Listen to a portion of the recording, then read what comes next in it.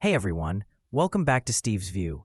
Today I want to talk about something that really stood out in the recent local elections. The fact that Republicans got pretty much wiped out in several key races across the country. It wasn't just one state or one city. It happened in New York, in Virginia, in New Jersey. All places where the GOP thought it had at least a fighting chance. But when the votes were counted, Democrats walked away with clear wins almost everywhere. So, what exactly happened here? Why did Republicans lose so badly?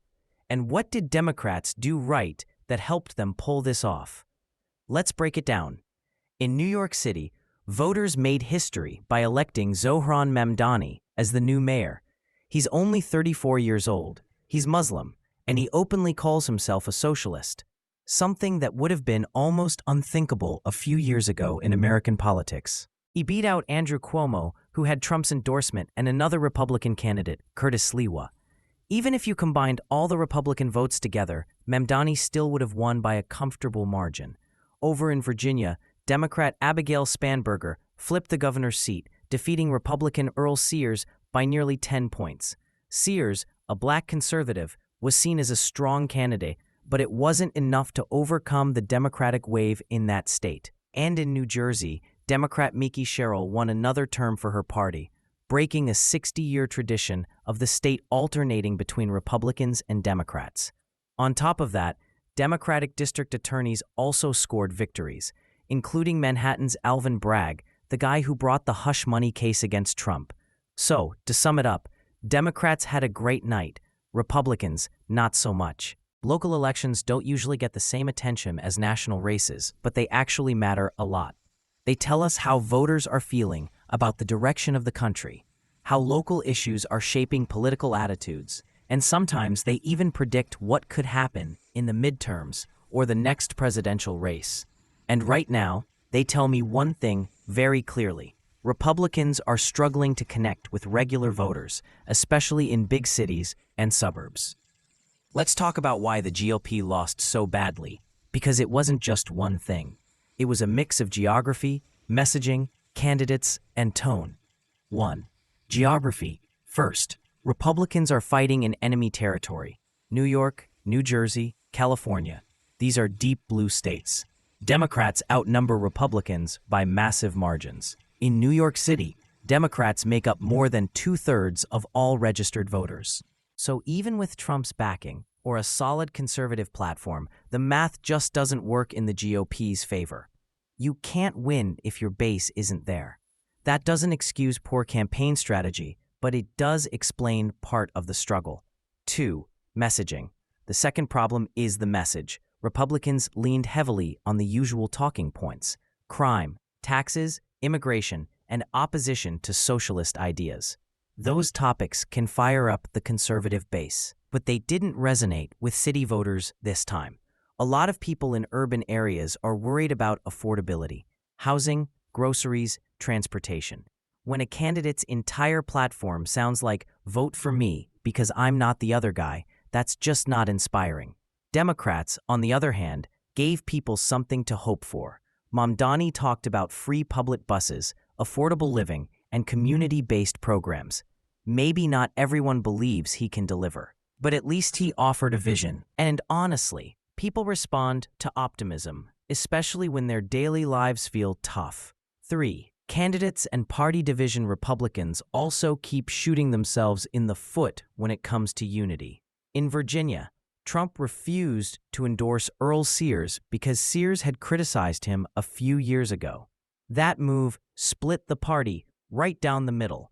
Some moderates didn't want to associate with Trump, and some hardcore MAGA voters didn't bother to show up. Meanwhile, Democrats were totally unified behind Spanberger. That kind of discipline matters. When one side's fighting itself and the other side's laser-focused, it's not hard to guess who wins. And 4. The suburban problem. Another big reason for the GOP's losses. Suburban voters are slipping away. These voters used to be reliable Republicans, college-educated, middle-class, family-oriented. But in the last few years, they've been trending blue. Why? Because many of them are turned off by the party's tone. They don't want culture war politics or endless outrage. They want stability, decency, and practical solutions. And right now, Democrats are doing a better job of offering that image. 5. The Trump factor. Let's be real. Trump is still both the GOP's biggest strength and its biggest weakness.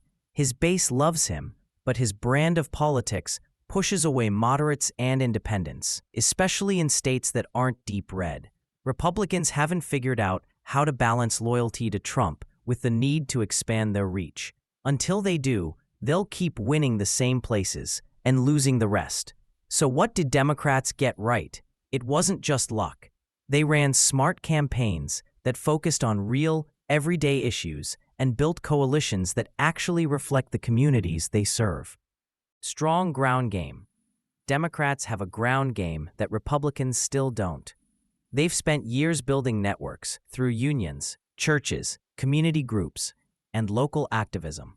That kind of organizing pays off during elections because it turns out voters, especially younger and minority voters. Mamdani's campaign in New York looked a lot like Obama's in 2008 or AOC's in 2018, heavy on grassroots energy and personal connection. Republicans still rely more on national messaging and less on local relationships. That's a big difference. Clear, hopeful messaging. Democrats also kept their messaging focused and human. Free public transit, affordable housing, social programs. Even if you think those ideas are unrealistic, they speak to people's needs. Republicans talked about socialism as a threat. Democrats talked about making life easier. Guess which one connects better in a city where rent keeps going up? And candidates like Spanberger in Virginia ran as level-headed problem solvers. That kind of tone, calm, pragmatic, not too ideological, really appeals to swing voters who are tired of political drama. Symbolism and representation. Mamdani's victory also had symbolic power. Being the first Muslim and first socialist mayor in the U.S. is historic, and symbols matter in politics. It showed younger voters and immigrant communities that they can be part of the system. That politics isn't just for the old guard. That kind of representation energizes people, and energized voters are the ones who show up. 4. Republicans misread the room. The GOP also misread what voters care about most. Yes, crime and taxes matter, but in cities like New York, those aren't the only issues on people's minds. When rent, healthcare, and transportation costs are eating up paychecks, culture war messaging just doesn't hit home. Voters want competence more than ideology. Democrats managed to project that, and Republicans didn't. So, what do these results actually tell us about where the country's heading? First, this isn't the end of the Republican Party, not even close. But it does show that the party's message isn't landing in the parts of America that are growing. Cities, suburbs, and younger, more diverse communities. Democrats, for now, have a strong hold in those places because they're speaking the language of everyday life. That doesn't mean their policies will all work. If people don't see real improvements, better housing, safer streets, fairer taxes, they'll turn on Democrats just as fast. But right now, at least, they're offering voters something tangible. If Republicans want to turn things around, they have to start expanding their appeal beyond the base. That means less outrage, more ideas, less about what they're against, and more about what they're for.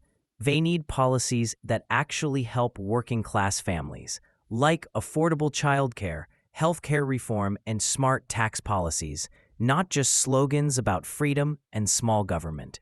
And maybe most importantly, they've got to stop treating cities like lost causes. There are conservatives in cities, business owners, parents, religious communities, but they don't feel represented by a party that mostly talks to rural America. If the GOP can bridge that gap, they've got a real shot at making a comeback. That said, Democrats shouldn't get too comfortable either. Winning elections is one thing, governing is another.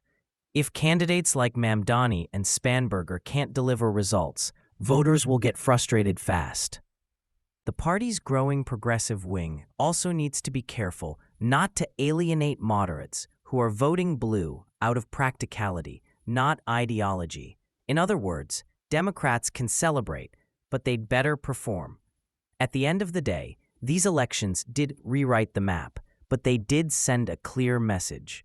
America's political divide isn't just left versus right, it's urban versus rural, old versus young, progressive versus traditional. And until one party figures out how to connect across those divides, we're going to keep seeing this same pattern repeat.